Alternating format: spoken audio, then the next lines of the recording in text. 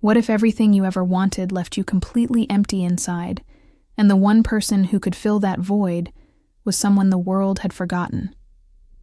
Picture this: a billionaire CEO standing at the top of a Manhattan skyscraper surrounded by thousands of people at a Christmas gala, yet feeling more alone than a homeless woman drawing on a frosted window in the freezing cold below.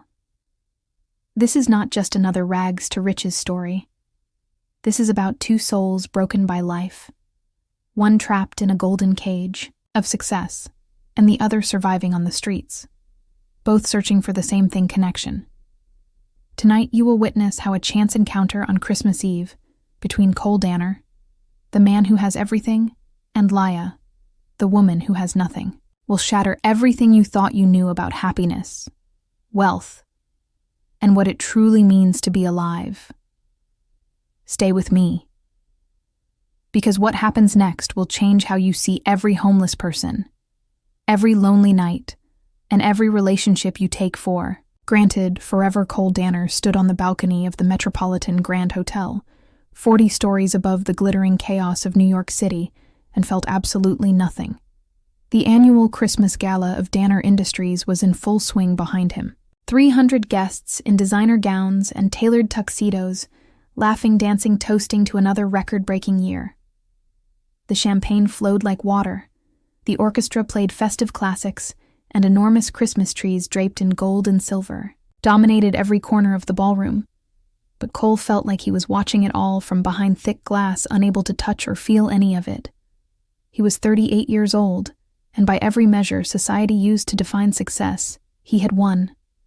He had built Danner Industries from a small tech startup into a multi-billion-dollar empire that dominated the artificial intelligence and robotics sector. His face had graced the covers of Forbes, Fortune, and Time magazine multiple times. He owned penthouses in 3 countries, drove cars that cost more than most people's houses, and had more money in his bank account than he could spend in 10 lifetimes. Yet as he stood there watching the Christmas lights twinkle across the Manhattan skyline, he felt hollow, like someone had scooped out everything inside him and left just an empty shell wearing an expensive suit. The irony was not lost on him. Christmas was supposed to be about joy, family, togetherness, connection, all the things he did not have, all the things he had stopped believing he deserved. The memories always came back stronger during this season. Memories he spent the other 11 months trying to bury his mother. Her warm laugh, her gentle hands, braiding his hair when he was 5 years old, the way she used to make hot chocolate with extra marshmallows and read him stories by the fireplace. She had made Christmas magical, had made life magical. Then she was gone. Ovarian cancer had taken her when Cole was only 7 years old, and his father, Richard Danner, had never recovered. Richard had thrown himself into work, becoming a ghost in their massive Connecticut mansion. He had built the foundation of what would become Danner Industries. But at what cost young Cole had. Grown up in that empty house, raised by nannies and tutors, seeing his father maybe once a week. If he was lucky. His father never hit him, never yelled, rarely even spoke. But the emotional absence was its own kind of cruelty. Cole learned early that love was dangerous, that opening your heart meant risking devastation. So he had closed it, built walls thicker than steel, and poured everything into following his father's footsteps, into building an empire, into becoming untouchable.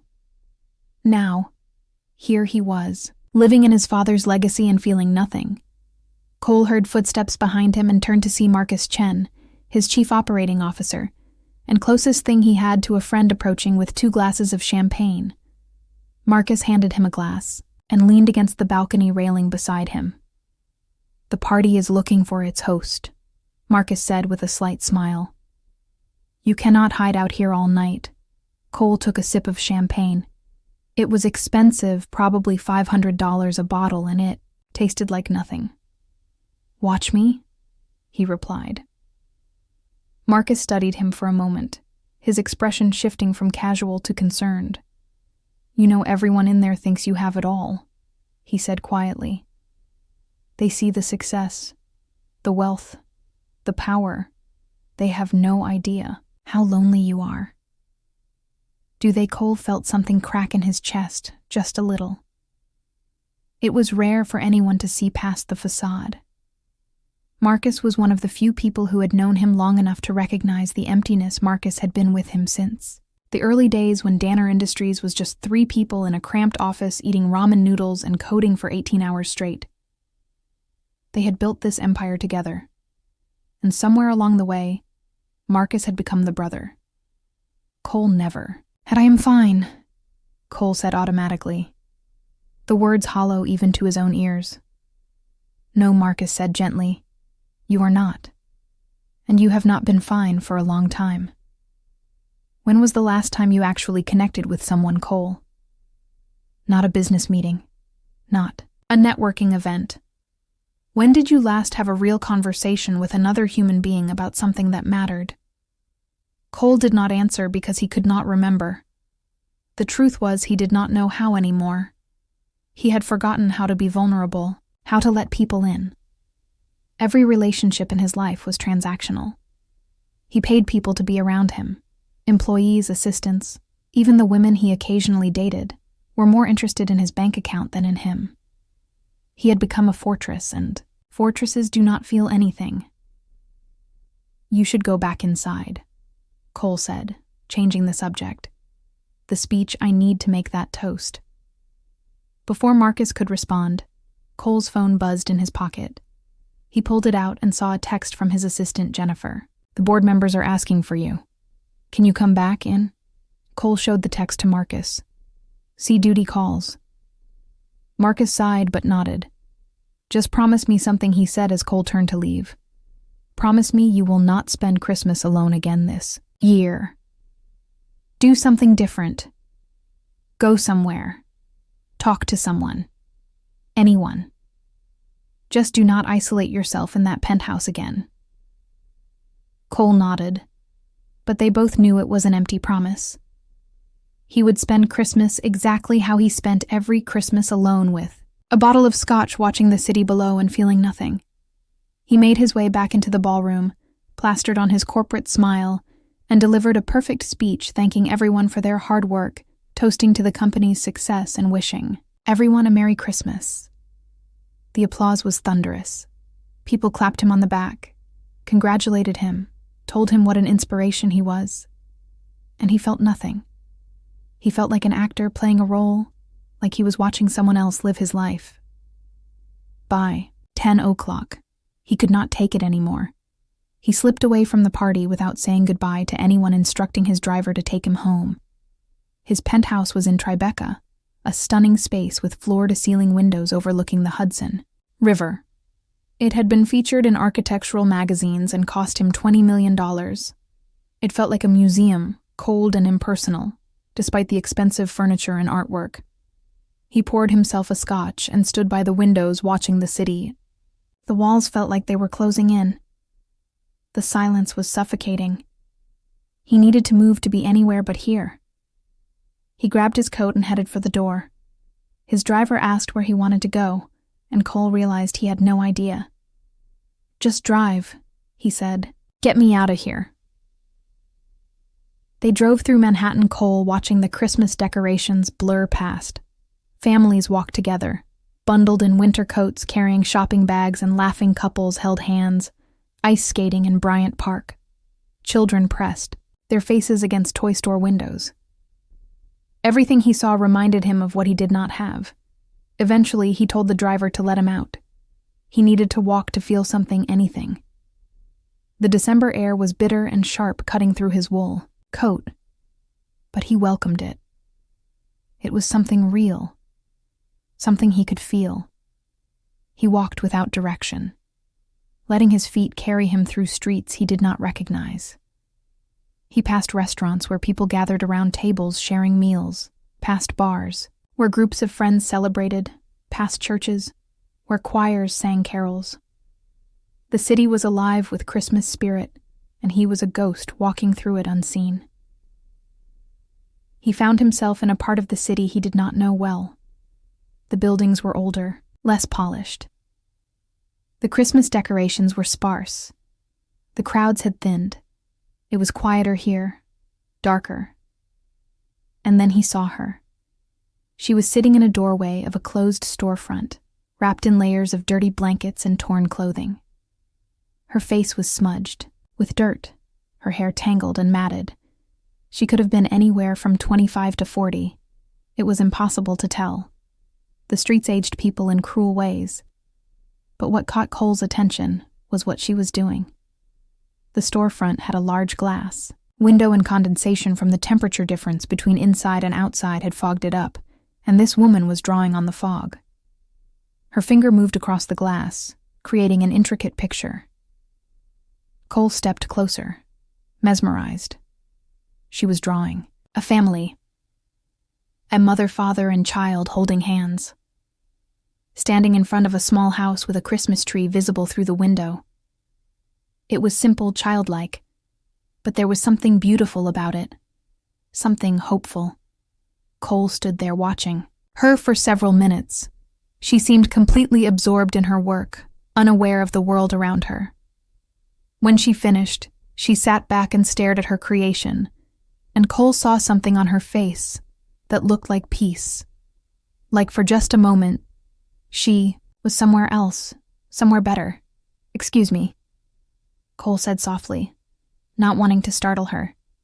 She turned to look at him, her eyes widening slightly in surprise or fear. He could not tell. Her eyes were dark brown, and despite the hardness the streets had carved into her face, there was a softness in those eyes, a humanity that had not been completely extinguished. "That is beautiful," Cole said, gesturing to the drawing on the window. She looked back at her work, then at him, suspicion creeping into her expression. "People like you do not usually stop to talk to people like me," she said, her voice hoarse and rough. "What do you want?"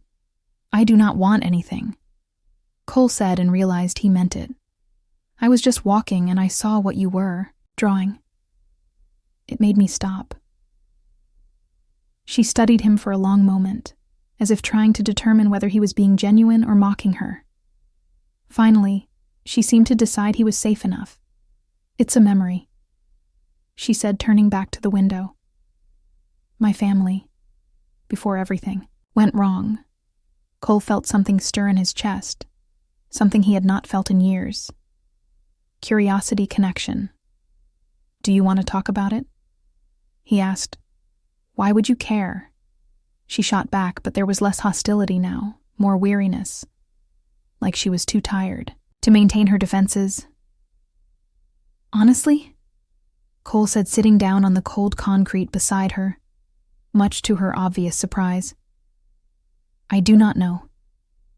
Maybe because I have been surrounded by hundreds of people tonight, and you are the first person who feels real." She stared at him like he was speaking another language. "You are wearing a suit that probably costs more than I have seen in my entire life," she said. "And you are sitting on a dirty sidewalk, talking to a homeless woman. Are you drunk?" "No," Cole said with a small, sad smile. "Just lonely." Something shifted in her expression then, a recognition, like she understood that feeling all too well. "I am Laya," she said after a moment. "Cole."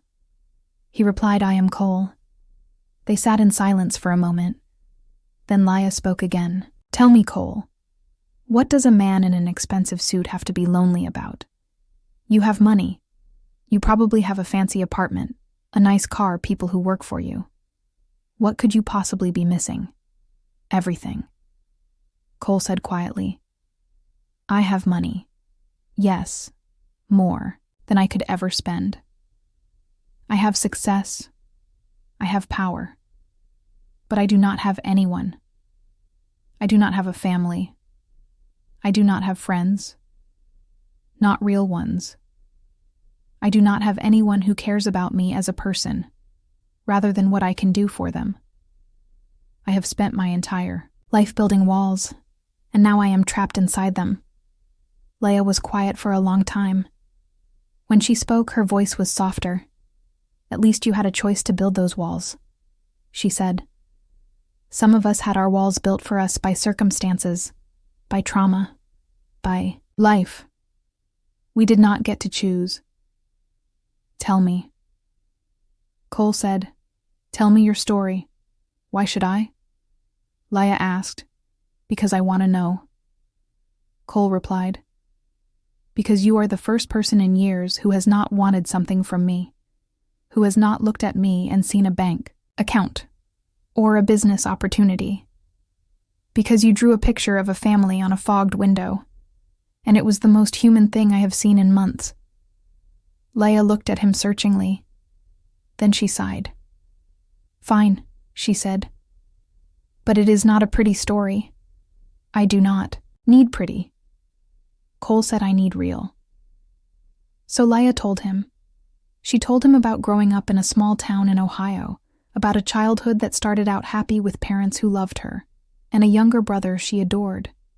She told him about her father losing his job when she was 14, about how he started drinking to cope, about how the drinking turned him into someone else, someone angry and violent.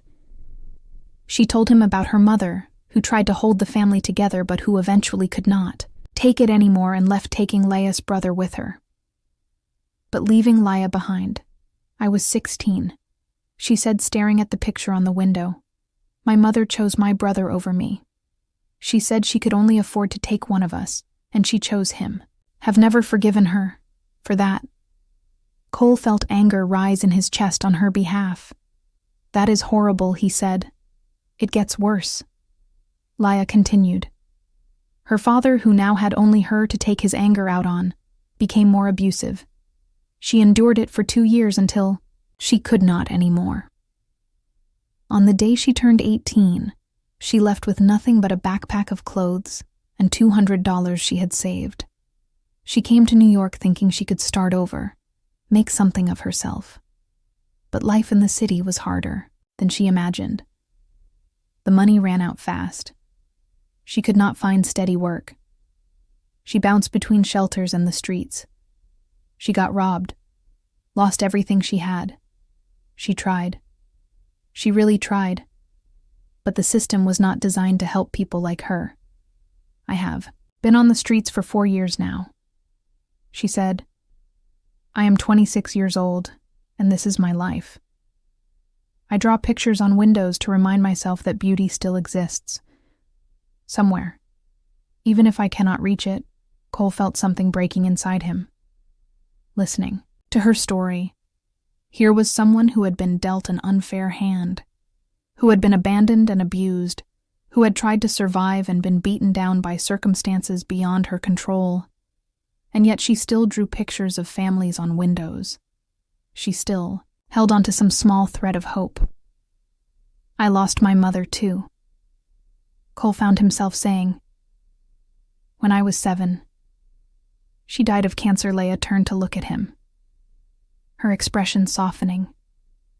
"I am sorry," she said. "My father. He was there physically, but he was never really there," Cole continued. The words were pouring out now, and he could not stop them. He could not deal with her death. So he just shut down emotionally. He threw himself into work and left me to be raised by staff. I grew up in a mansion with everything money could buy. But I was alone. I used to wait by the door every night, hoping he would come home for dinner, hoping he would ask about my day, hoping he would hug me. But he never did. And eventually I stopped hoping. I learned that caring about people only leads to pain. So I stopped caring. I built my own walls. I became just like him. "But you are not like him," Laya said quietly. "How do you know that?" Cole asked. "Because you are sitting here talking to me," she said. "Your father, would he sit on a dirty sidewalk and listen to a homeless woman tell her story? Would he see me as a human being, or would he walk past me like I am invisible?" Cole thought about that. She was right. His father would never have stopped. He would have looked right through Laya as if she did not exist. The realization hit him hard. He had spent his whole life trying to be like his father, trying to live up to that legacy. But maybe his father had been wrong. Maybe strength was not about building walls. Maybe it was about having the courage to take them down. I do not want to be like him anymore. Cole said, I am tired of being alone. I am tired of feeling nothing. I am tired of living in a golden cage where everything is beautiful and empty. I want something real. Then, do something about it. Laya said, be different. Make different choices. You have resources. You have options. You can change your life if you want to. And what about you? Cole asked. What are your options? Laya looked away. Fewer than yours, she admitted. But I am still here. I am still breathing. I still draw pictures on windows. That has to count for something. Right? It counts for everything, Cole said with conviction. You have every reason to give up, to become bitter and angry, and you are still finding beauty in the world. You are stronger than I have ever been. They sat together in silence, both lost in their own thoughts. The city moved around them, people passing by, some glancing at them curiously, some not seeing them at all. The cold seeped through Cole's coat, but he did not move. He did not want this moment to end. This strange connection with this stranger, who understood loneliness in a way no one else in his life did. Can I ask you something? Laya said, breaking the silence. Anything, Cole replied. Why? Did you really stop tonight? What is it you are looking for? Cole thought about the question, really thought about it. I think he said slowly, I am looking for a reason to feel. Again. I have been numb for so long.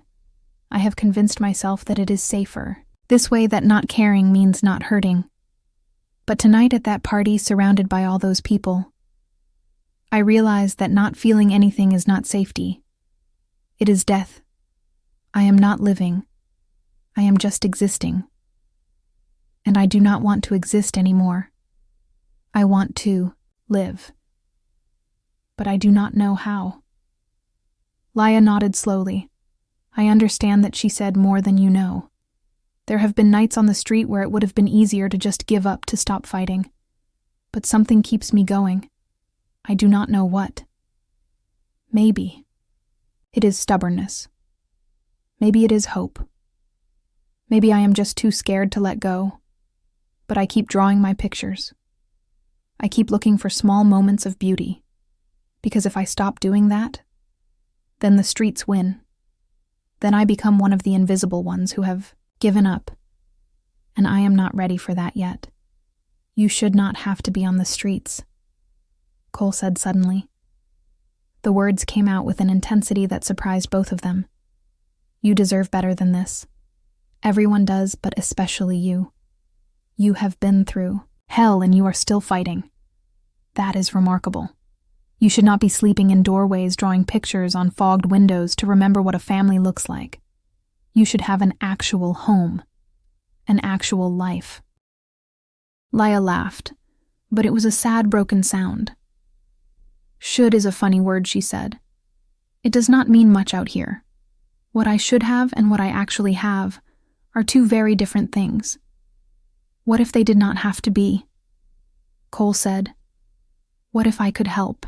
Laya looked at him suspiciously again. Why would you help me? You do not know me. You do not owe me anything. No, I do not. Cole agreed. But maybe helping you is a way of helping myself. Maybe by doing something good for someone else I can remember what it feels like to care about something. Maybe we can help each other. How could I possibly help you? Laya asked. You are a billionaire. What could I give you that you do not already have? You could give me back my humanity, Cole said simply. You could remind me what it means to connect with another person, to care about someone without expecting anything in return.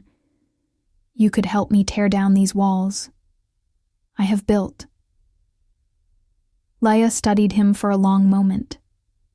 I do not understand you, she said finally. You are not like other rich people. You have met other rich people? Cole asked, surprised. She smiled slightly. A few. Usually they walk past me without seeing me, or they throw money at me to make themselves feel better without actually looking at me like I am a person. You are the first one who sat down and talked to me like I am human. Because you are human, Cole said. And you are the first person in a long time who has made me feel human too. They sat together for hours talking. Cole told her more about his childhood, about the loneliness of growing up in that big empty house, about his complicated feelings toward his father who had died 3 years ago, without them ever having a real conversation about his mother about anything that mattered. He told her about building Danner Industries, about how success had brought him everything he thought he wanted, but nothing he actually needed. Laya told him more about her life on the streets, about the small kindnesses she had encountered, the librarian who let her use the bathroom, even though she was not supposed to, the coffee shop owner who sometimes gave her day-old pastries, the other homeless people who looked out for each other because no one else would. She told him about the hardships, too, the violence, the fear, the degradation of being invisible. As they talked, Cole realized something profound was happening. He was feeling again. Really feeling. The numbness was cracking. Joy, sadness, anger, compassion, all of it flooding, back in like water, breaking through a dam. It was overwhelming and painful, and absolutely necessary. He had been dead inside for so long that he had forgotten what it meant to be alive. When the first light of dawn started to appear on the horizon, Cole knew he had to make a decision. He could walk away right now, go back to his penthouse, his company, his empty life, and pretend this night never happened. Or he could do something different. He could choose connection over isolation.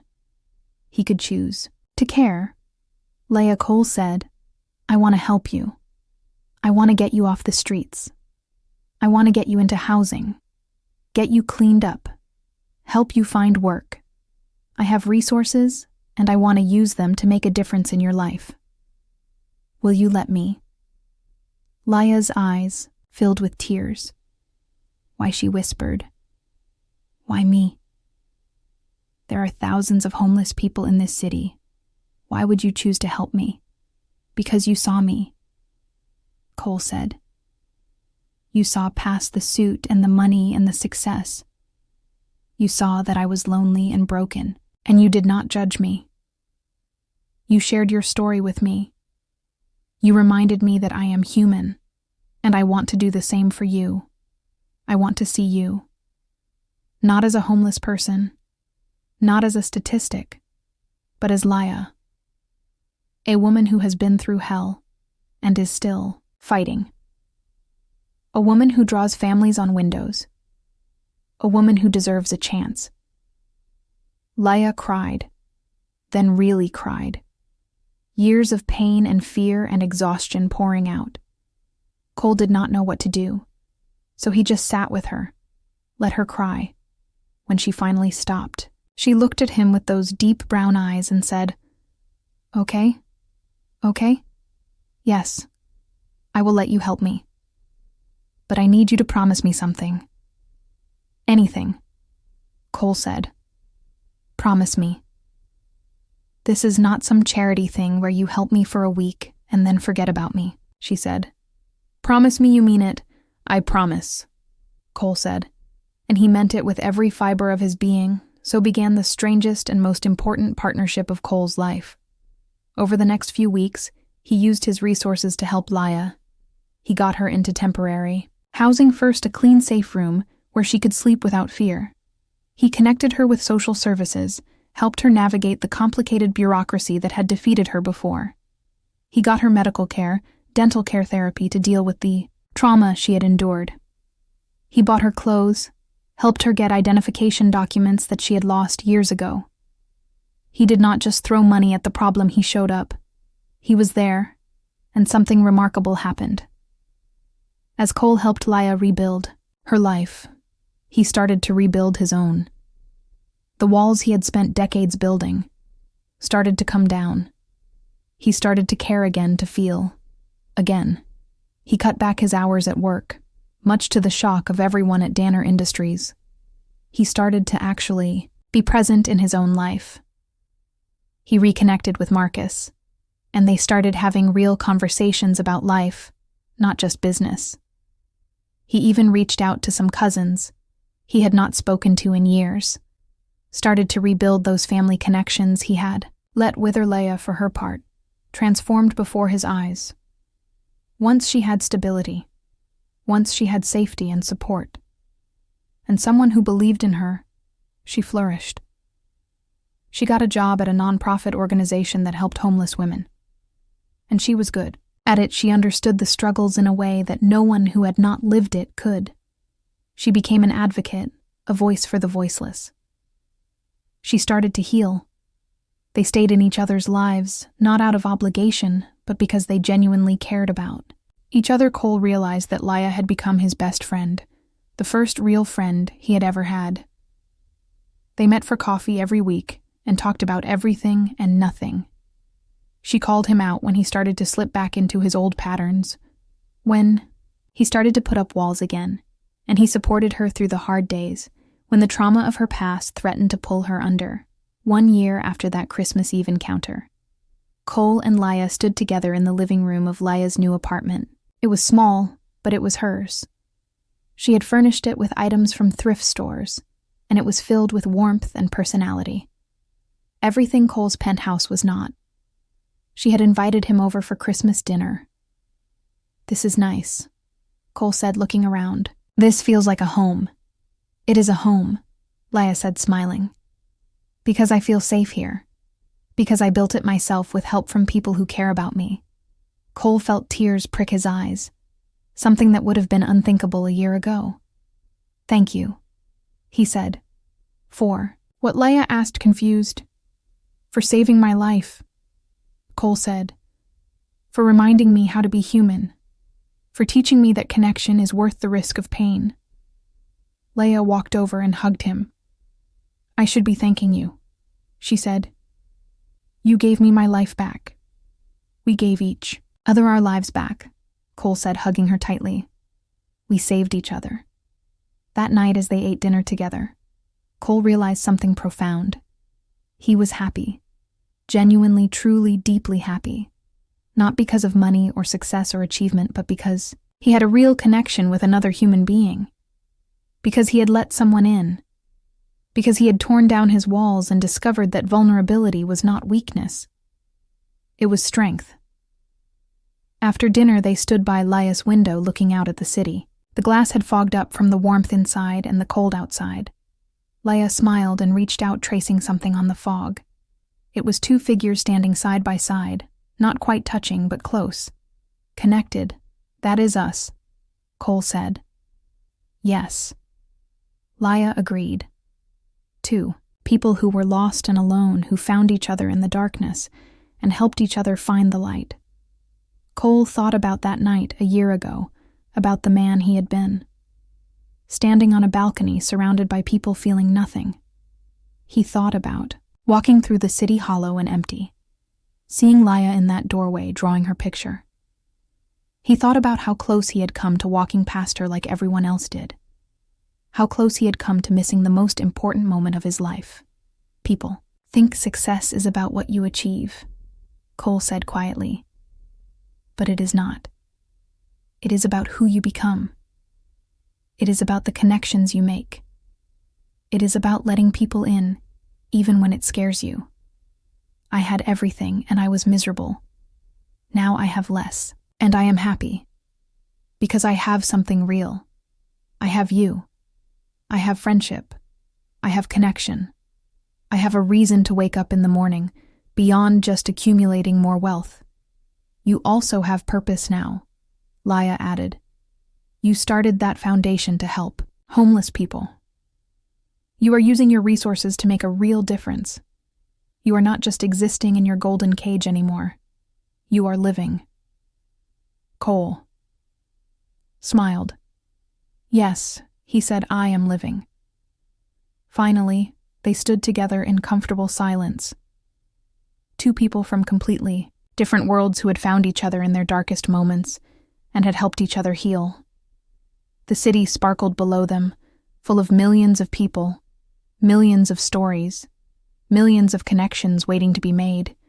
Cole thought about his mother, about how she would have loved Laya, about how she would have been proud of the man he was becoming.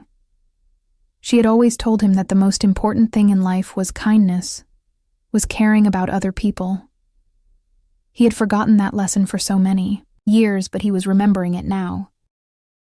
Laya laughed, but it was a sad, broken sound. Should is a funny word, she said. It does not mean much out here.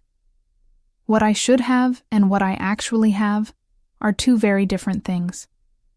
What if they did not have to be? Cole said. What if I could help? Laya looked at him suspiciously again. Why would you help me? You do not know me. You do not owe me anything. No, I do not. Cole agreed. But maybe helping you is a way of helping myself. Maybe by doing something good for someone else I can remember what it feels like to care about something. Maybe we can help each other. How could I possibly help you? Laya asked. You are a billionaire. What could I give you that you do not already have? You could give me back my humanity. Cole said simply. You could. Remind me what it means to connect with another person, to care about someone without expecting anything in return. You could help me tear down these walls I have built. Laya studied him for a long moment. I do not understand you, she said finally. You are not like other rich people. I have met. You have met other rich people? Cole asked, surprised. She smiled slightly. A few. Usually they walk past me without seeing me, or they throw money at me to make themselves feel better without actually looking at me like I am a person. You are the first one who sat down and talked to me, like I am human. Because you are human, Cole said. And you are the first person in a long time who has made me feel human. Too. They sat together for hours. Talking, Cole told her more about his childhood, about the loneliness of growing up in that big empty house, about his complicated feelings toward his father who had died 3 years ago, without them ever having a real conversation about his mother, about anything that mattered. He told her about building Danner Industries, about how success had brought him everything he thought he wanted, but nothing he actually needed.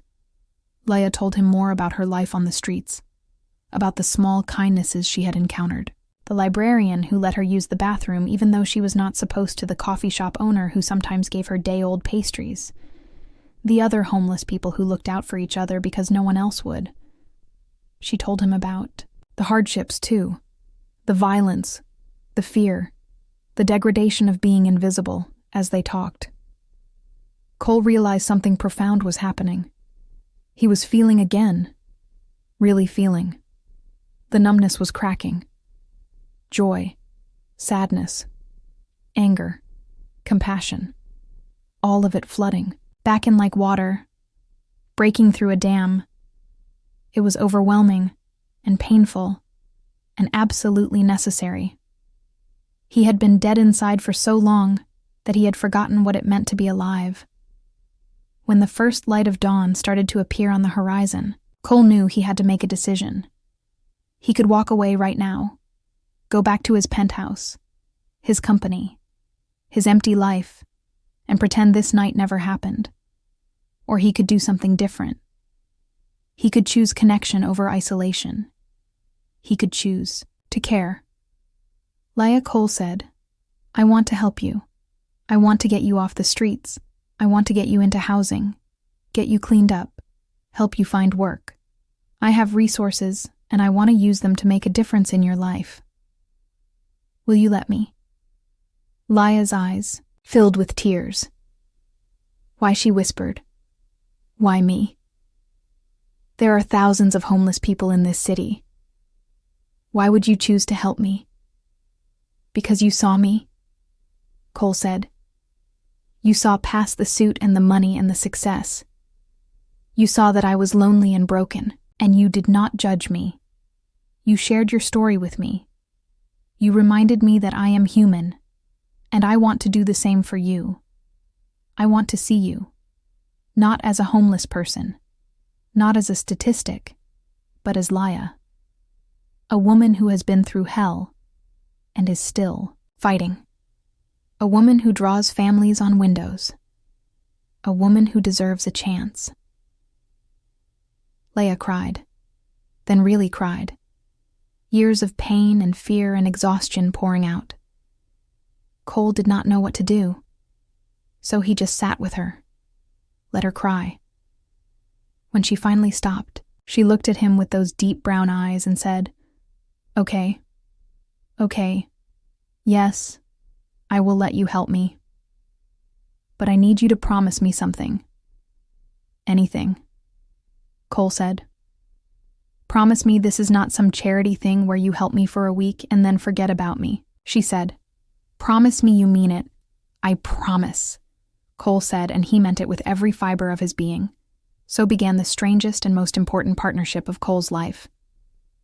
Over the next few weeks, he used his resources to help Laya. He got her into temporary housing first, a clean, safe room where she could sleep without fear.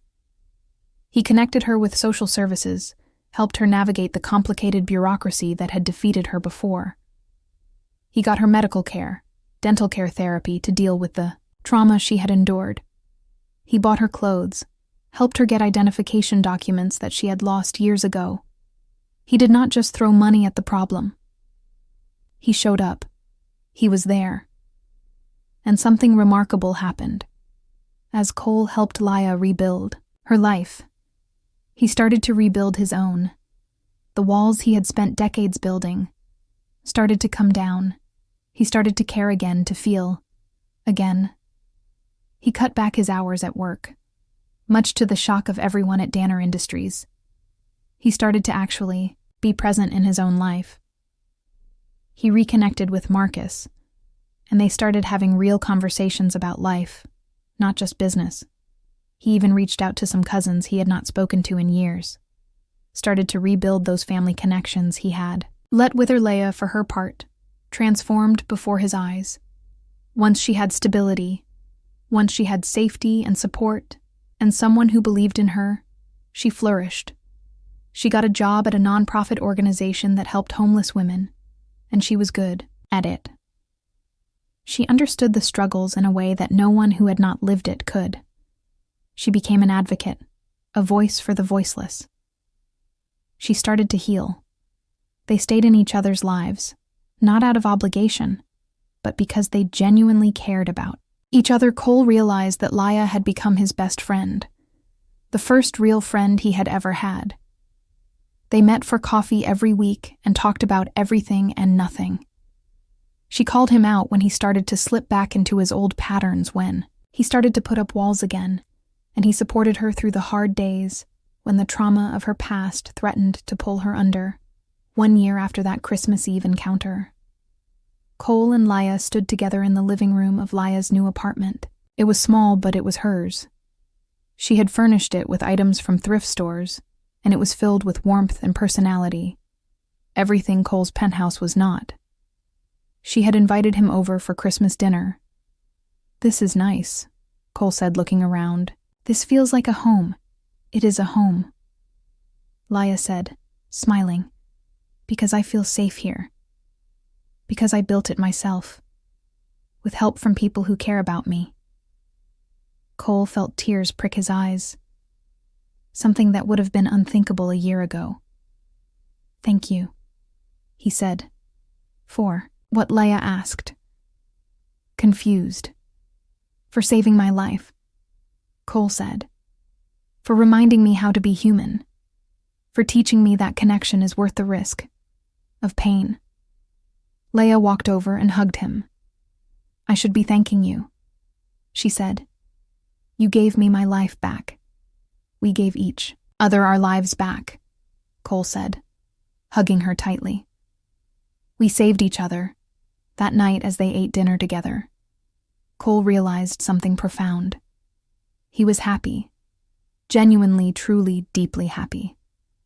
Not because of money or success or achievement, but because he had a real connection with another human being, because he had let someone in, because he had torn down his walls and discovered that vulnerability was not weakness. It was strength. After dinner, they stood by Laya's window, looking out at the city. The glass had fogged up from the warmth inside and the cold outside. Laya smiled and reached out, tracing something on the fog.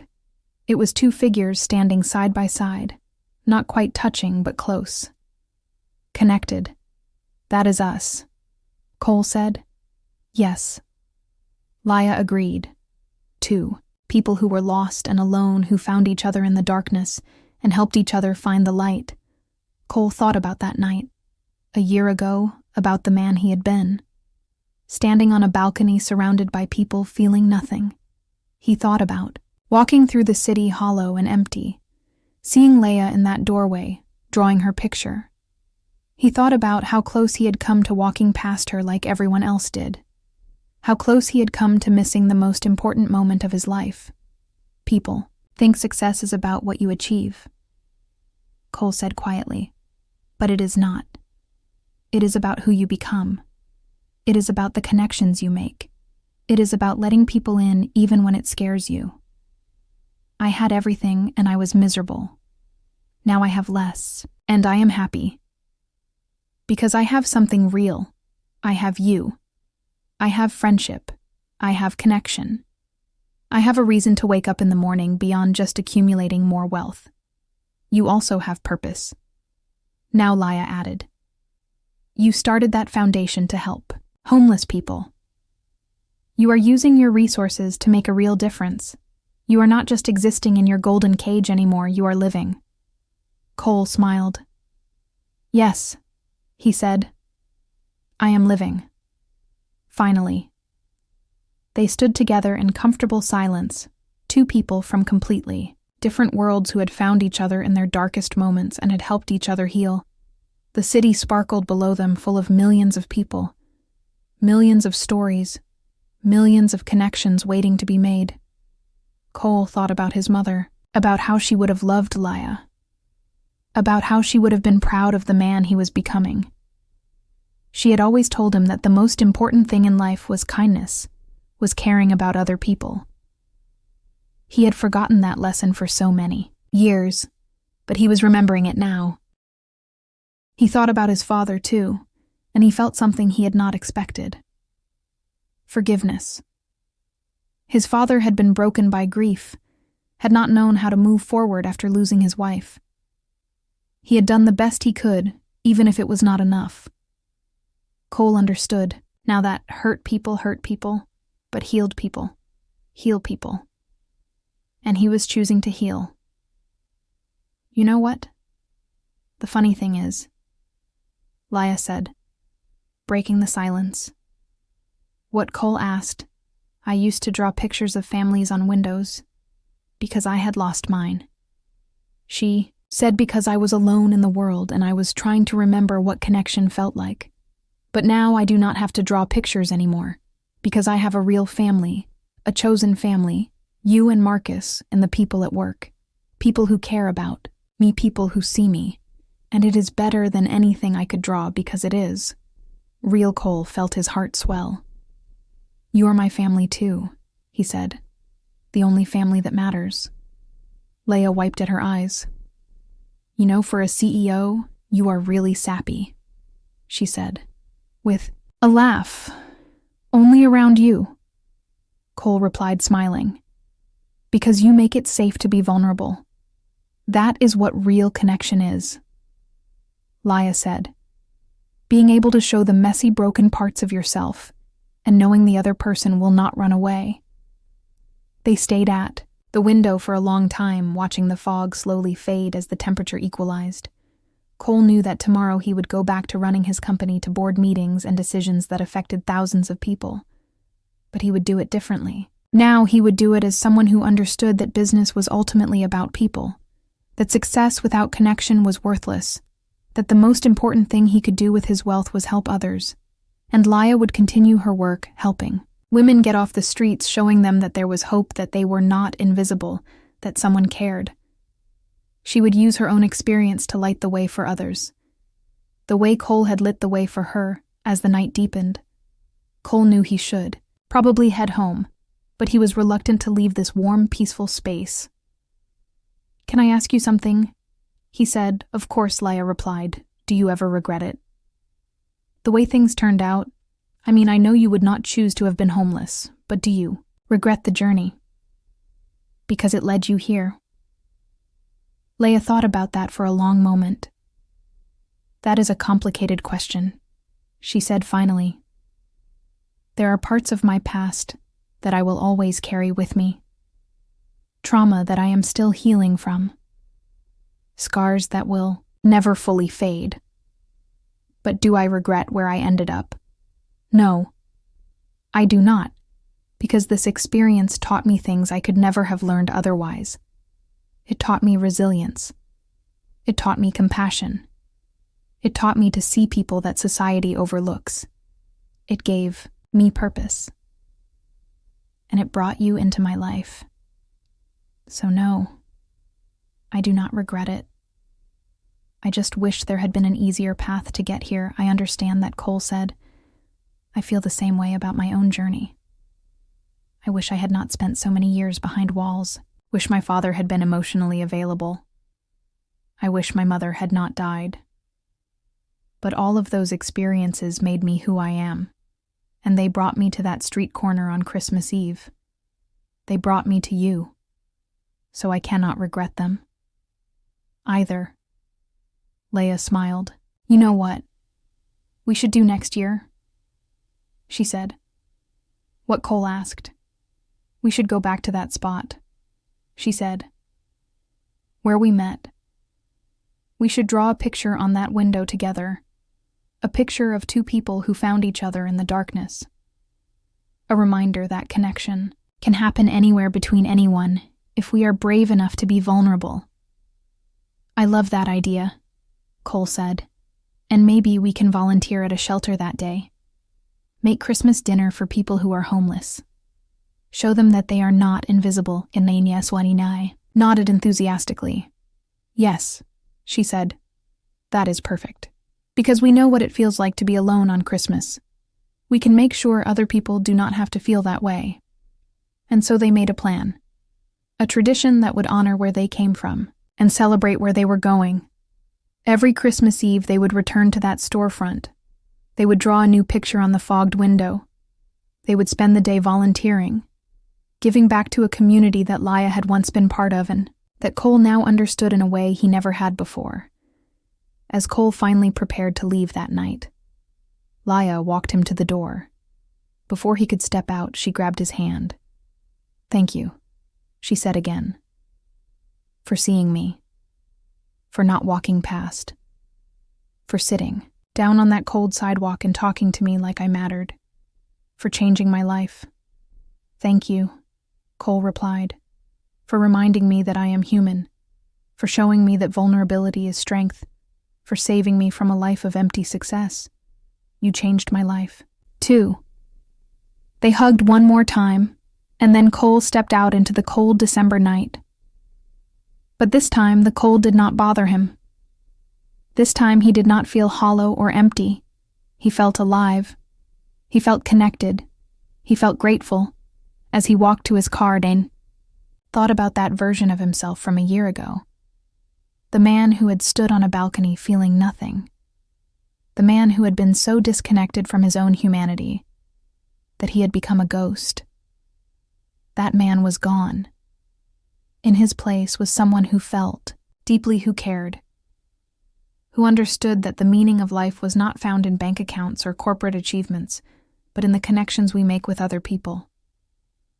He thought about Laya, about her strength and resilience, about how she had every reason to be bitter and angry, but chose hope instead, about how she had taken the second chance he offered, and used it not just to rebuild her own life, but to help others do the same.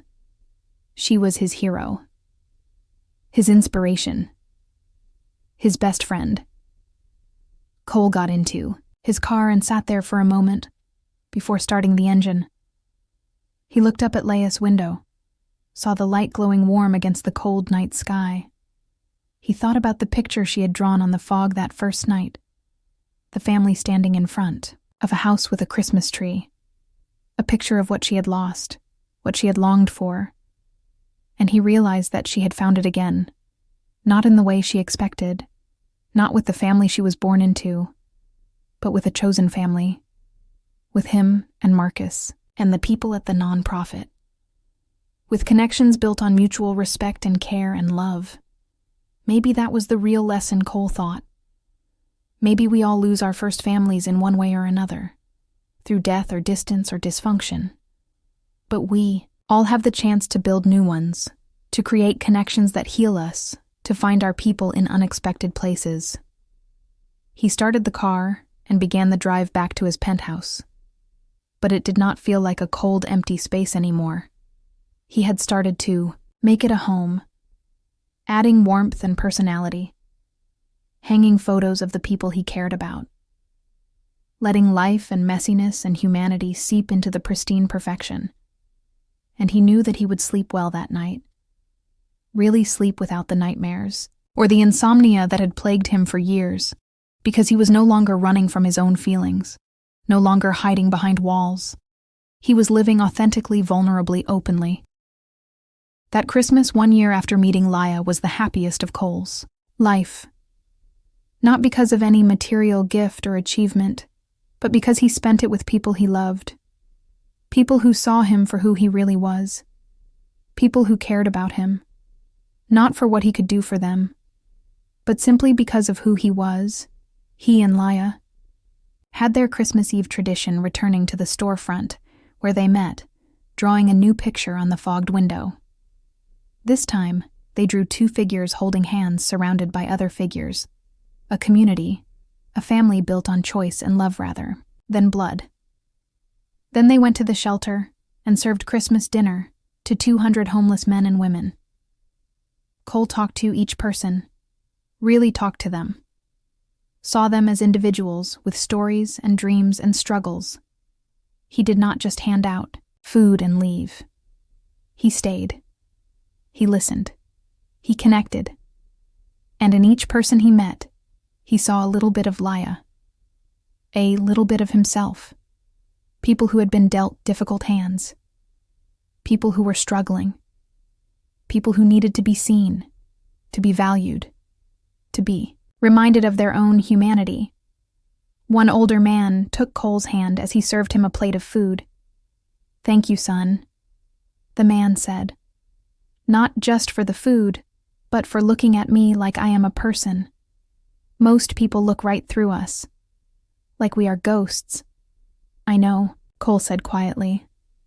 "I used to be a ghost too, in a different way, but I understand. The woman next to me, she saved my life. She reminded me how to be human, how to connect. I hope I can do the same for you." The old man's eyes filled with tears. "You just did," he said. "You just did." Later that night, as Cole and Laya walked back through the cold streets, Cole felt a profound sense of peace. He had spent so many years chasing success, thinking that if he just achieved enough, earned enough, built enough, he would finally feel fulfilled. But fulfillment had not come from any of that. It had come from this. From connection.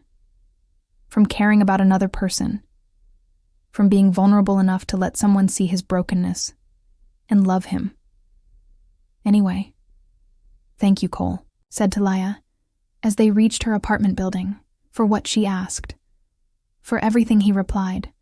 "For being you. For being in my life. For teaching me how to live." Laya smiled. "You taught me too," she said. "We taught each other, and we will keep teaching each other. Because that is what family does. They help each other. Grow, Cole. nodded watching as she disappeared into her building. Then he got back into his car and drove home. And for the first time in 30 years, he was not dreading being alone. Because he was not really alone anymore. He carried Laya with him, Marcus with him, all the connections he had made. He was part of something bigger than himself, part of a web of relationships that gave his life meaning. That night he did something he had not done in decades. He pulled out an old photo album his mother had made it for him, filling it with pictures of their family before she got sick. He had not been able to look at it for years because it hurt too much. But tonight he opened it, and instead of pain, he felt gratitude. He looked at pictures of his mother smiling, holding him as a baby, reading to him by the fireplace, and he realized that she had given him the most important gift of all. She had shown him what love looked like. She had taught him that connection was worth everything, and even though she had been gone for 31 years, her lessons were still inside him. They had just been buried under years of pain and fear and walls. But now those walls were down, and he could feel again. He could remember his mother with joy instead of just pain. He could honor her memory by living the way she would have wanted him to live, with an open heart, with kindness, with connection. Cole closed the album and placed it on his nightstand, where he could see it every day. A reminder of where he came from and who he wanted to be. He got ready for bed, and as he lay down, he thought about how different his life was now, compared to just 1 year ago. A year ago, he had been the loneliest man in New York. Despite his billions, despite his success, despite being surrounded by people, he had been utterly alone. He had been going through the motions of living, but not actually living. He had been a shell of a person, empty, inside, and convinced that was just how life was. Then he had met Laya, and everything changed. She had cracked open his heart. She had shown him that vulnerability was not weakness, that caring about someone was not dangerous, that connection was the whole point of being alive. And in helping her rebuild her life, he had rebuilt his own, as he drifted off to sleep. Cole smiled. He was not sure what the future held, but for the first time in his life, he was excited to find out. He knew there would be challenges. He knew that healing was not linear, that there would be hard days and setbacks, but he also knew that he was not facing those challenges alone. He had people in his corner, people who cared about him, people he cared about, and that made all the difference. The next morning was Christmas Day. Cole woke up to sunlight streaming through his windows, and instead of the usual dread, he felt anticipation. He had plans today, real plans with real people. He was having Christmas brunch with Marcus and his family, and then in the evening, Laya was coming over for dinner. He had never cooked Christmas dinner before, but he was going to try. He wanted to create new traditions, new memories as he moved through his morning routine. He caught sight of himself in the mirror and paused. He looked different, lighter somehow. The tension that had always been present in his jaw and his shoulders was gone. His eyes looked brighter, more alive. This was what happiness looked like. He realized this was what it meant to be truly successful. Not the money or the power or the achievement, but this feeling of being connected to life. He spent the morning preparing for brunch, making a sweet potato casserole from his mother's old recipe that he had found in a box of her things. He had not cooked in years, usually just ordering in or eating at restaurants, but there was something meditative about it, something grounding. When he arrived at Marcus' house, he was greeted with warmth and chaos. Marcus had 3 kids, ranging from 5 to 12, and they were tearing around the house hyped up on Christmas morning excitement. Marcus' wife, Jennifer, hugged Cole and ushered him inside. "I am so glad you came," she said. "We have been trying to get you to join us for years." "I know," Cole said, smiling. "I should have come sooner. I just was not ready. But I am ready now." The brunch was loud and messy and absolutely perfect. The kids showed Cole all their presents and peppered him with questions about everything from how airplanes work to why the sky is blue. Marcus and Jennifer teased each other affectionately and included Cole in every conversation, making him feel like part of the family. At one point, Marcus pulled Cole aside into the kitchen. "You seem different." His friend said, "Good different. Really good." What changed? Cole thought about how to answer. "I met someone," he said. "Not in a romantic way, but someone who changed everything. Someone who reminded me how to be human." Marcus raised his eyebrows. "This would not happen to be that woman you have been helping, the one you told me about." "Laya, yes." Cole said, "She saved my life." "Marcus, I know that sounds dramatic, but it is true. A year ago I was standing on a balcony at the Christmas gala, feeling absolutely nothing. I was empty. I was dead inside. And then I met her, and she woke me up. She reminded me what it means to care about someone, to connect with another human being. And helping her helped me. I started to feel. Again. I started to live again." Marcus smiled and clapped him on the shoulder. "I am proud of you," he said. "I have known you for 15 years, and I have watched you hide behind walls. I have watched you push people away. I have watched you suffer in silence. And I am so glad you finally let someone in." Cole felt his throat tighten. "Thank you," he said, "for being patient with me, for not giving up on me, for being my friend, even when I was not a very good friend. Back, you were always a good friend."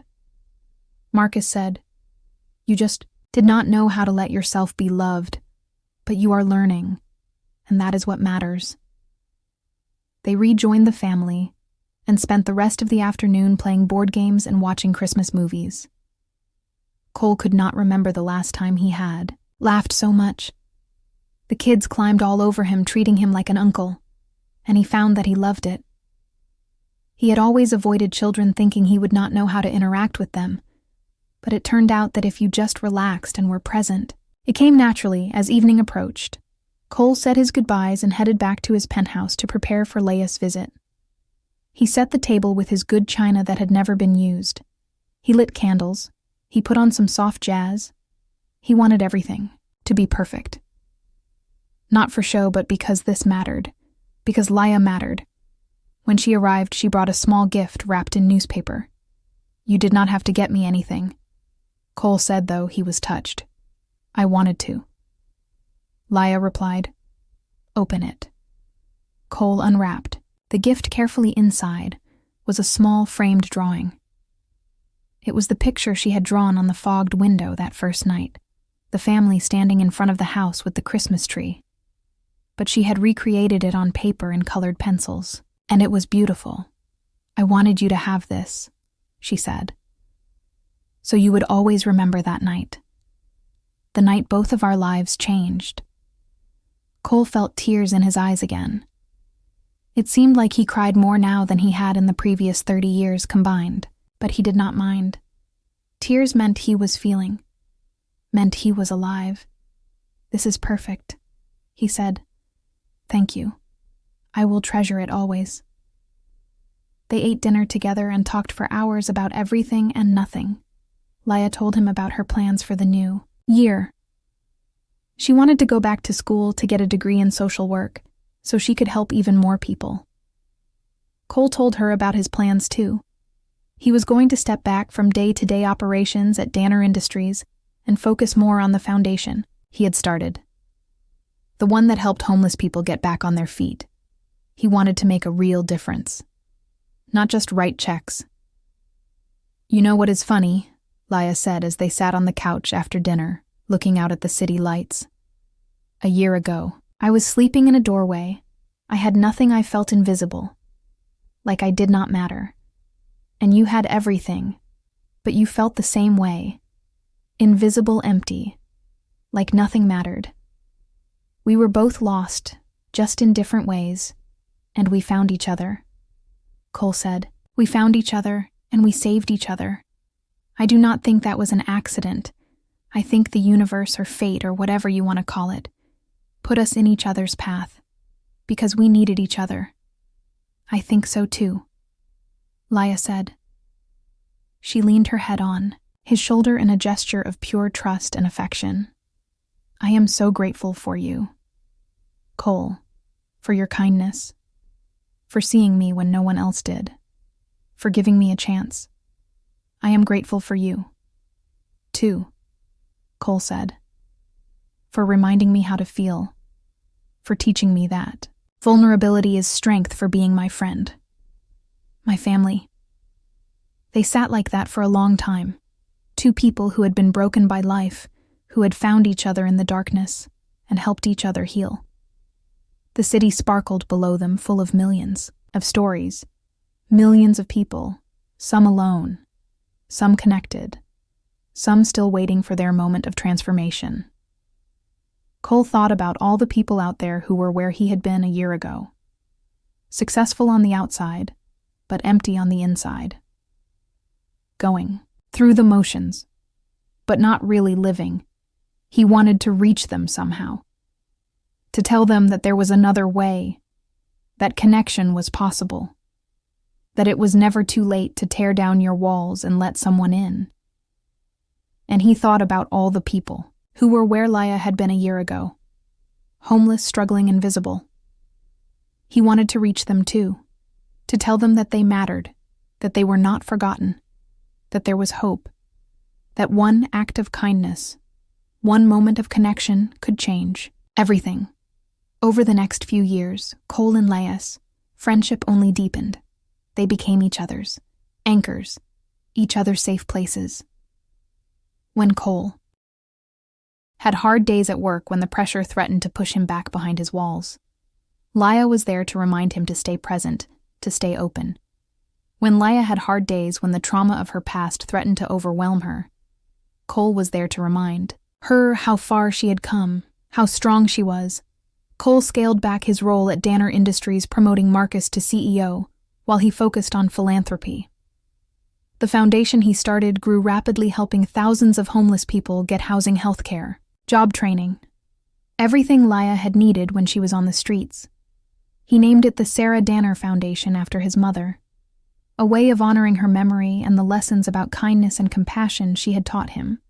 Laya went back to school and got her degree in social work. She became the director of programs at a nonprofit that helped homeless women. Many of the women she worked with had stories similar to hers: abuse, trauma, abandonment, and she used her own experience to show them that recovery was possible, that they were not defined by their worst moments, that they deserved dignity and respect and a second chance. They still met every week for coffee, still talked about everything and nothing, still supported each other through the ups and downs of life. They started their Christmas Eve tradition, going back to that storefront each year, drawing a new picture on the fogged window, volunteering at the shelter. It became a way of honoring their journey and giving back to the community that had shaped both of them. Marcus and his family became part of their chosen family too. They had dinners together, celebrated birthdays and holidays together. The kids called both Cole and Laya uncle and aunt and treated them like blood relatives. Cole had never had siblings, but now he had Marcus, and he had Laya, and he had a whole network of people who cared about him, not for what he could do for them, but for who he was. 3 years after that first meeting, Cole stood in his office, looking out at the Manhattan skyline. It was Christmas Eve again, and he was about to leave early to meet Laya for their annual tradition. He thought about the man he had been 3 years ago, standing on a balcony at the Christmas gala, feeling nothing, That man seemed like a stranger now, like someone from another life. His assistant knocked on his door. "Mr. Danner," she said, "your car is ready." "Thank you." Jennifer Cole said, grabbing his coat, "But could you do me a favor?" "Of course," she said. "What do you need?" "Stop calling me Mr. Danner Cole," said with a smile. "Just Cole is fine. We have worked together for 8 years. I think we can drop the formalities." Jennifer smiled back. "Okay, Cole," she said. "Merry Christmas, Merry Christmas." Cole replied, "And thank you for everything. You do. You are not just an assistant, you know. You are part of this team. You matter." Jennifer's eyes widened in surprise. "Thank you," she said softly. "That means a lot." Cole nodded and headed out. He made a mental note to be more intentional about seeing the people around him, about recognizing their humanity. It was something Laya had taught him, that every person has a story, has struggles, has dreams. That taking a moment to acknowledge someone, to really see them, could make all the difference. Met Laya at their spot, the storefront where they had first encountered each other. It looked the same as it had 3 years ago, except now there was a small plaque on the wall next to the door. Cole had arranged for it to be put there. It read, "In this place on Christmas Eve, 2 lives changed forever." A reminder that connection can happen anywhere if we are brave enough to be vulnerable. Beautiful. Laya said, touching the plaque, "I still cannot believe you did this." "I wanted to mark the spot," Cole said, "to remember. To never forget how lucky I was that I stopped that night, that I sat down, that I talked to you. I was the lucky one." Laya said, "We were both lucky." Cole corrected, "We found each other." They drew their picture on the fogged window. This year, it was a tree with many branches, each branch representing a person in their chosen family. Cole, Laya, Marcus, Jennifer, the kids, the people from the foundation, the people from the nonprofit, all connected, all part of something bigger. Then they went to the shelter and served Christmas dinner. Cole had been doing this for 3 years now, and he recognized many of the faces. Some people had moved on, gotten housing, gotten jobs, started new lives. But there were always new people arriving, people who were just beginning their journey, people who needed to be seen, to be valued, to be reminded that they mattered. One young woman, maybe 22 or 23, caught Cole's attention. She sat alone in a corner, her eyes hollow, her posture defensive. She reminded him so much of how Laya must have looked 3 years ago, lost, scared, trying to be invisible. Cole walked over and sat down next to her, careful not to invade her space. "Hi," he said, "I am Cole." The woman looked at him suspiciously. "What do you want?" she asked. "Nothing," Cole said. "I just wanted to introduce myself. Make sure you got some food." The woman relaxed slightly. "I am Rachel," she said. "Nice to meet you, Rachel." Cole said, "Is this your first time here?" Rachel nodded. "I have been on the streets. For 2 months," she said. "I never thought this would happen to me. I had a job, an apartment, a life. And then I got sick, lost my job, lost my insurance, could not pay rent. And here I am. I am sorry." Cole said, "That is not fair. No one should be one illness away from homelessness." Rachel looked at him more carefully. "You do not look like you have ever been homeless," she said. "Why are you here?" Cole smiled. "Someone very important to me used to be where you are," he said. "She taught me that people who are homeless are not invisible, are not less than. They are human beings with stories and dreams who have hit hard times. And she taught me that one act of kindness, One person who sees you, who cares, can change everything. So I am here because I want to be that person. For someone the way someone was, that person for her. Who was she? Rachel asked. My best friend Cole said. The person who saved my life. I was drowning in a different way. Successful on the outside, empty on the inside. And she reminded me how to feel, how to connect, how to live.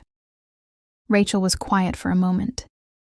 Then she said, I feel invisible. She said, people look right through me like I do not exist.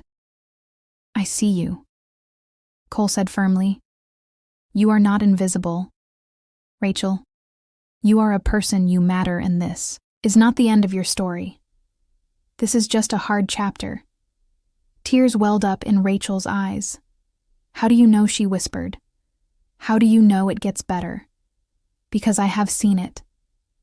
Cole said, I have seen people who were where you are, who rebuilt their lives, who found hope again. It is not easy and it is not fast, but it is possible. And there are people who want to help. You just have to be brave enough to accept help. Can you help me? Rachel asked hesitantly. Yes. Cole said, I can point you toward resources, people who can help you get housing, healthcare, job training, and if you want, I can check in on you. Make sure you are okay. You do not have to do this alone. Why would you do that for me? Rachel asked. A stranger. Because someone did it for my friend, Cole said. And she did it for me. And now I want to do it for you. That is how it works. We help each other. We lift each other up. We remind each other that we are not alone.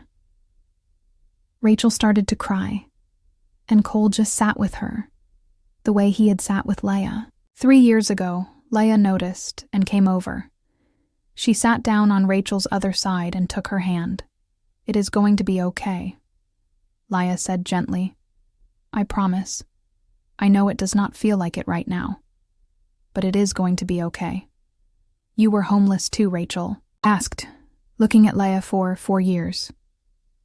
Laya said, and it was the hardest thing I have ever been through, but I made it. And you will too. Rachel looked between Cole and Laya, and something shifted in her expression. Something like hope. Okay, she said, we'll try. I will accept. Help good. Cole said, we will start tomorrow. I will connect you with the foundation I work with. They will help you get housing and everything else you need. But for tonight, just know that you are not alone. After the dinner service was over, Cole and Laya walked back through the cold streets. Both were quiet, lost in their own thoughts. That girl reminded me of myself. Laya finally said, lost and scared and trying to be invisible. I know, Cole said. That is why I talked to her. I wanted her to know what you taught me, that she is not invisible, that she matters. You are a good man, Cole. Laya said, you know that, right? You really are. I am trying.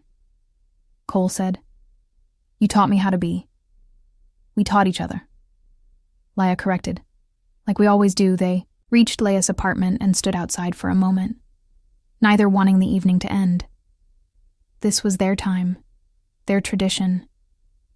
The one night a year when they went back to the beginning and remembered how far they had come. Thank you, Cole said. For everything. For being in my life. For being my family. Thank you, Laya replied. For the same reasons. I do not know where I would be without you. Probably still on the streets. Probably given up by now. But you gave me hope. You gave me a chance. And you gave me a family.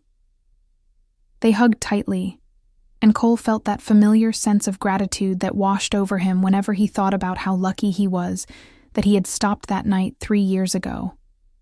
How easily he could have walked past Laya like everyone, else did. How different both of their lives would be if he had not been brave enough to sit down and connect. "See you tomorrow," Laya said. "We are still on for dinner, right?" "Absolutely," Cole said.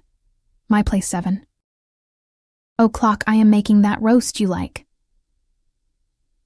"Perfect," Laya said. "Merry Christmas." Cole, "Merry Christmas."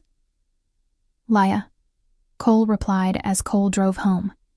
He thought about Rachel, about the hope that had flickered in her eyes when she realized she was not alone. He would follow up with her tomorrow, make sure she got connected with the foundation, make sure she knew that people cared. He could not save everyone, but he could save someone, and that someone would save someone else. And that was how change happened. One connection at a time. One act of kindness at a time. When Cole got home, he poured himself a scotch and sat by the windows looking out at the city. It had been 3 years since his life had changed. 3 years since he had learned how to feel again, how to connect again, how to live again. And he was grateful. Every single day he was grateful. His phone buzzed with a text from Marcus. "Just wanted to say, Merry Christmas, brother. I am proud of the man you have become." Cole smiled and typed back, "Merry Christmas to you too. Thank you for sticking with me all these years." Marcus replied immediately, "Always." That is what family does. Cole set his phone down and closed his eyes. He thought about his mother, about how she would have loved Laya and Marcus, and Jennifer, and all the people who had become his chosen family. He thought about his father, and felt sadness rather than anger. His father had been broken by grief, had not known how to heal. But Cole was breaking that cycle. He was choosing connection over isolation. He was choosing to feel rather than hide. He thought about the foundation, about the thousands of people it had helped. He thought about Laya and her work at the nonprofit, about the women whose lives she was changing. He thought about Rachel, and wondered if 3 years from now, she would be where Laya was now, healed, thriving, helping others.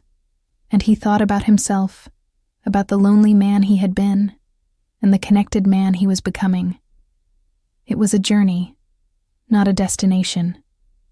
There were still hard days. Days when he wanted to retreat behind his walls. Days when vulnerability felt like too much. But he had people now.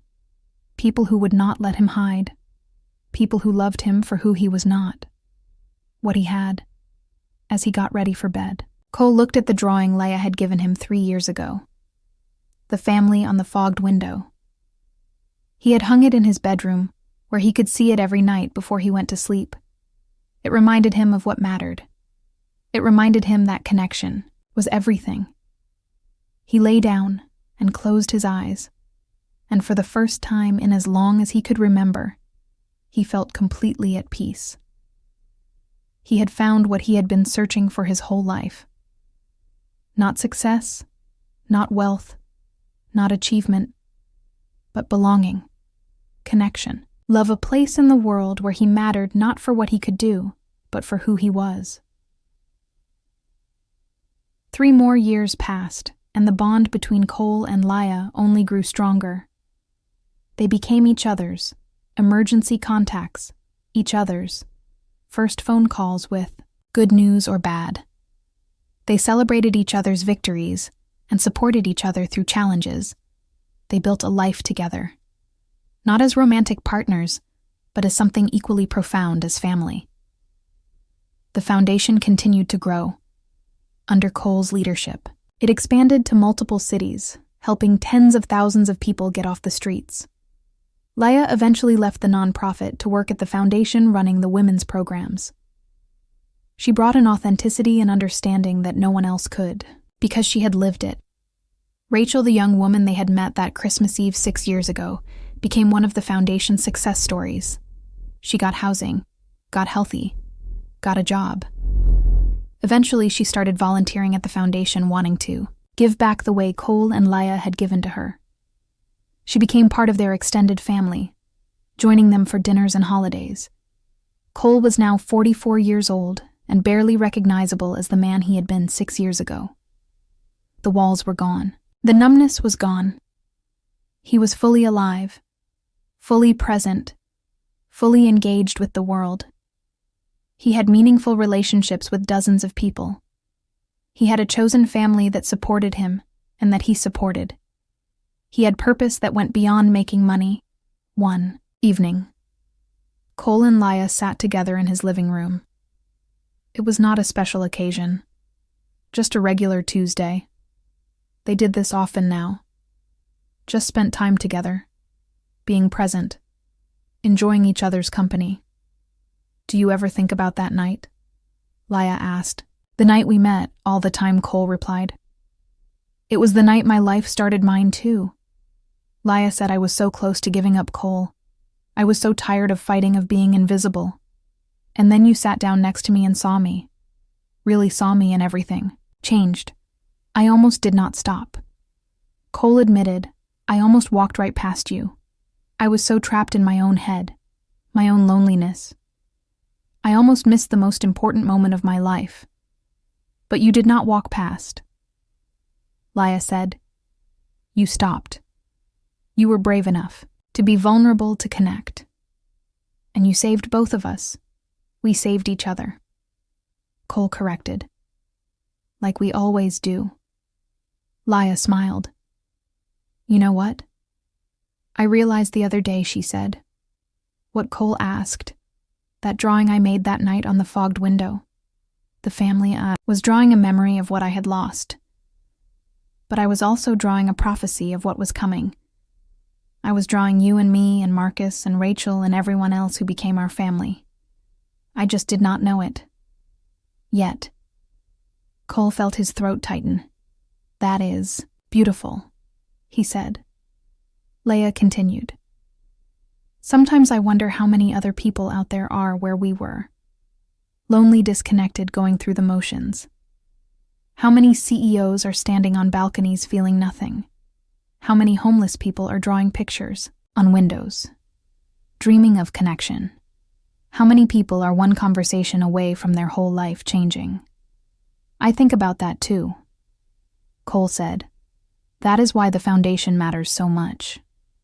Every person we help, every connection we facilitate, we are giving someone the same gift you gave me, the gift of being seen, and the gift you gave me." Laya added, "The gift of hope, the gift of a second chance." They sat in comfortable silence for a moment. Then Cole spoke. "I want to tell you something," he said. "Something I have never told anyone." Laya turned to look at him, her expression open and supportive. "Whatever it is." "I am here," she said. "For years after my mother died, I used to have this recurring dream. Cole said I would dream that I was in a huge, crowded room, full of people. But no one could see me or hear me. I would try to talk to them, try to get their attention. But it was like I was invisible, and I would wake up feeling so alone, so disconnected. I had that dream for decades. All through my 20s and 30s, Laya reached over and took his hand. But I have not had that dream in 6 years," Cole continued. "Not since the night I met you, because I am not invisible anymore. I am not disconnected. I am seen. I am known. I am part of something. You gave me that. You gave yourself that." Laya said gently, "I just reminded you that you were worthy of connection. You did the hard work of tearing down your walls, of being vulnerable, of letting people in. Maybe we both did the hard work," Cole said.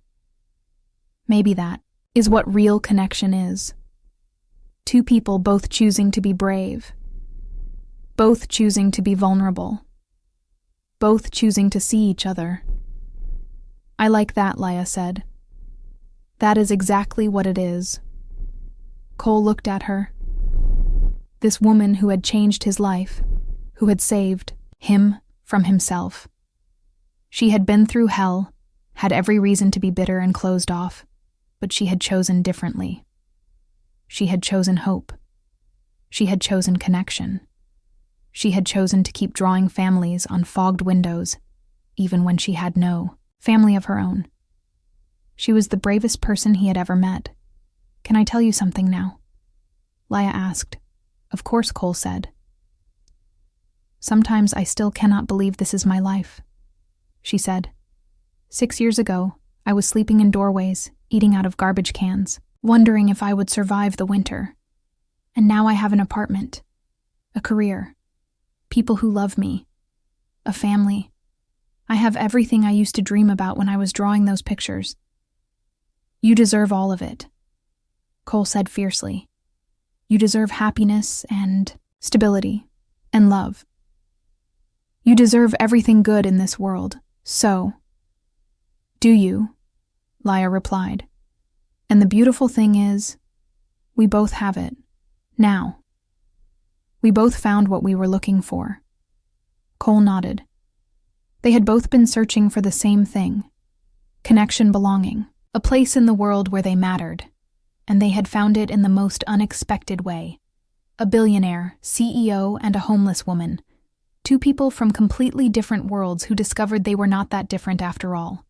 Both lonely, both invisible in their own ways, both desperate for someone to see them. The years continued to pass, and Cole and Laya's friendship remained the center of both of their lives.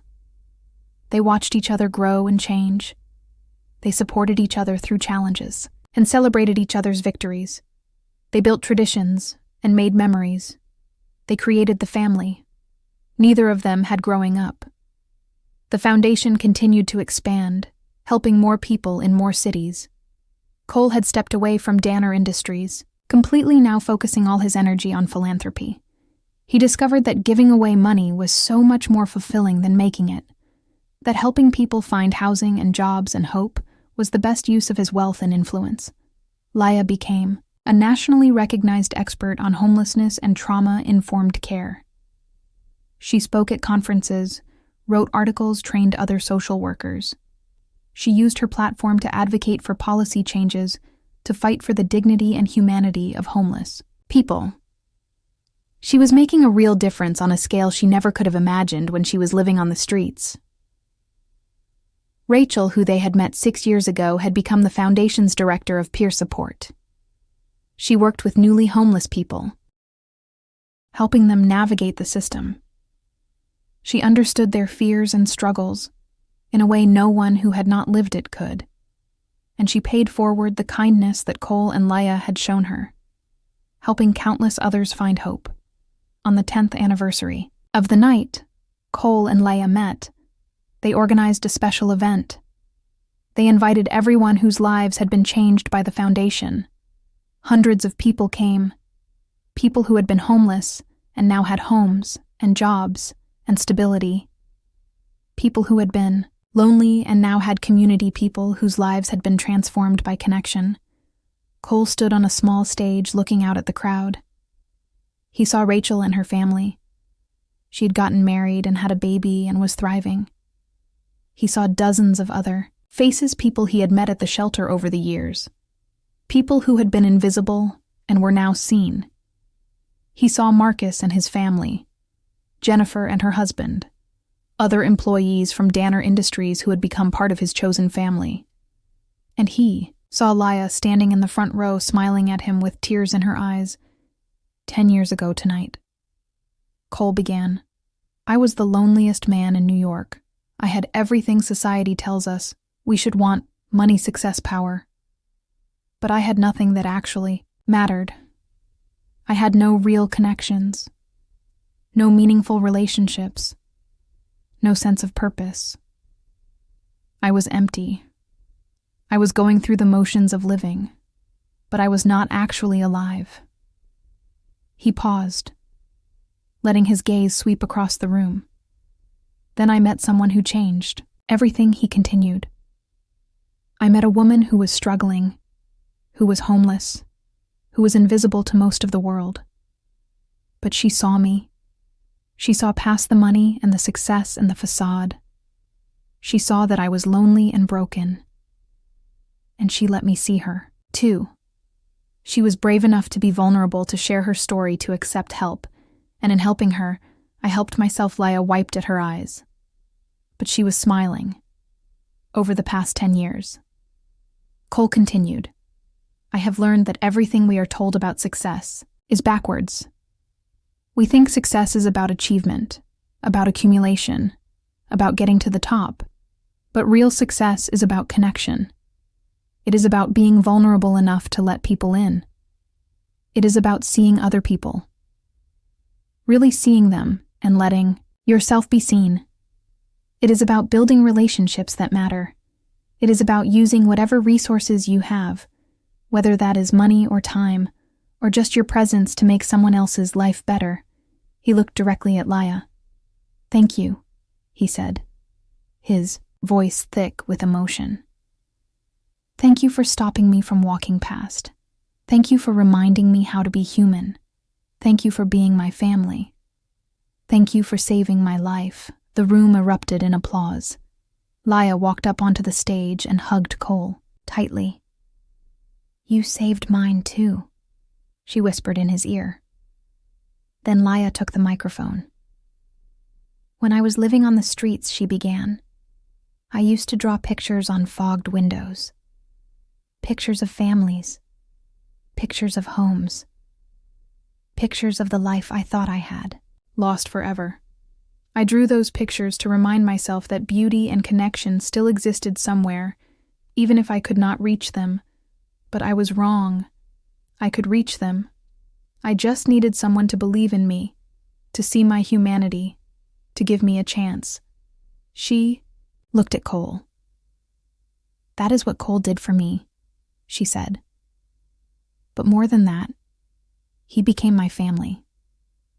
Not because we share blood, but because we chose each other, because we were both brave enough to be vulnerable, to open our hearts, to take down our walls, and that choice changed everything. Laya turned to address the whole room. All of you have similar stories, she said. Stories of struggle and survival, stories of hitting bottom and finding your way back, stories of people who saw you, who believed in you, who gave you a chance. And now you are paying it forward. You are seeing others. You are being the person for someone else, that someone was for you. And that is how we change the world. One connection at a time. The applause was deafening. People were crying and hugging and celebrating. After the speeches, Cole and Laya mingled with the crowd. They heard story after story of transformation, of lives changed, of hope found. It was overwhelming in the best possible way. Late that night, after everyone had left, Cole and Laya returned to the storefront where they had first met. It had become their ritual. Every anniversary they came back here, drew a picture on the fogged window, remembered where they started tonight. They drew a tree, a huge sprawling tree with deep roots and countless branches. Each branch represented someone whose life had been touched by their story. Cole, Laya, Marcus, Rachel, Jennifer, hundreds of others, all connected, all part of the same family, all proof that connection and compassion could change the world. As they stood back and looked at their creation, Cole felt a profound sense of gratitude. He thought about the man he had been 10 years ago, standing on that balcony, feeling nothing. That man had been so lost, so disconnected, so convinced that he was unlovable. That man had been slowly dying inside, suffocating behind walls he had built to protect himself. But that man was gone. In his place was someone who felt deeply, who loved fiercely, who understood that vulnerability was strength. Cole had a life now, a real life full of meaning and purpose and connection. He had family. He had people who knew him, truly knew him and loved him anyway. He was no longer going through the motions. He was alive. Laya leaned, her head on his shoulder. 10 years, she said. Can you believe it? Best 10 years of my life, Cole replied. Without question. Mine too, Laya agreed. Even with all the struggles, even with all the hard work of healing, I would not change a thing, because it brought me here. It brought me to you, to this family we built, to this life that is so much better than anything I dared to dream about when I was drawing pictures on windows. Cole wrapped his arm around her shoulders. They stood like that for a long time, two souls who had found each other in the darkness, who had saved each other, who had built something beautiful out of their shared brokenness. You know what the most amazing thing is? Cole finally said what Laya asked. That night, 10 years ago, when I sat down next to you, I thought I was helping you. Cole said I thought I was being charitable, being kind. But the truth is, you helped me so much more than I ever helped you. You gave me back my humanity. You taught me how to live. You saved me from a life of empty success and showed me what really matters. We saved each other, Laya said for what felt like the 1,000th time. But it never got old, because it was true. They had saved each other as they walked away from the storefront. Cole took one last look at the tree they had drawn on the window. It would fade by morning, the fog would evaporate, and the picture would disappear. But it did not matter. They would be back next year to draw a new one. And the next year. And the year after. That as long as they both lived, they would come back here and remember and give thanks. Because that night 10 years ago had not just changed 2 lives. It had set in motion a ripple effect that had touched hundreds of people, maybe thousands. Every person they helped went on to help others. Every connection they made spawned more connections. Every act of kindness multiplied outward, touching lives they would never even know about. That was the real legacy, Cole realized. Not Danner Industries, not his wealth, not any of the things he had thought would define him. His legacy was this: connection, compassion. Seeing people who were invisible and reminding them of their humanity. Teaching people that vulnerability was strength, that asking for help was brave, that we all need each other, that none of us can make it alone. As Cole and Laya parted ways that night, heading to their respective homes, Cole felt a sense of completeness. He had spent the first 38 years of his life searching for something he could not name, building walls to protect a heart that was slowly dying.